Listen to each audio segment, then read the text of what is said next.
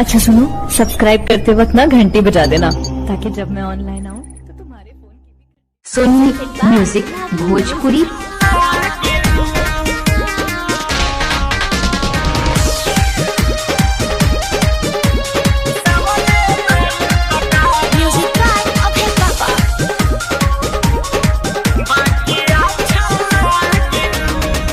भले सवरे बाड़ू तका हो बाकी अच्छा लागलू,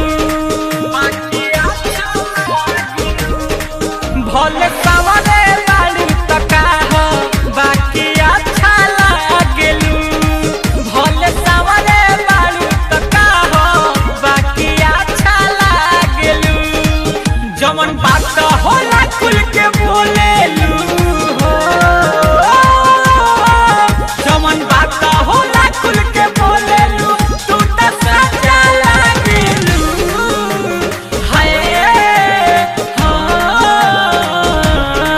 भले सवरे बाड़ू तका हो बाकी अच्छा लागेलू, भले सवरे बाड़ू तका हो बाकी अच्छा लागेलू। Ambe recording studio Delhi. Sony music Bhojpuri.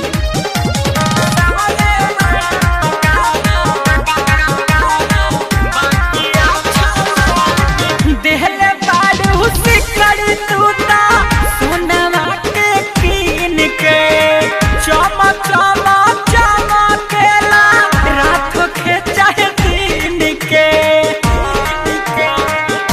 करे जा देहले बाड़ू सिकड़ी तूता सोनवा के कीन के, चमक चमक चमकेला रात के चाहे दिन के। हमरे खातिर जान हो, हमरे खातिर जान रात भर जागल रहेलू। हाय भले सवरे बाड़ू तका हो बाकी अच्छा लागलू, भले सवरे बाड़ू तका हो बाकी अच्छा लागलू। Presented by Ragini Music. Sony music Bhojpuri. जहबले ना खाई तबले खालू ना खाना, निरमल योगे सयालो बाबू दीवाना। करे रुजा जहबले ना खाई तबले खालू ना खाना, निरमल योगे ससुरिया बाबू दीवाना। कोहेल फूल का राजा हो,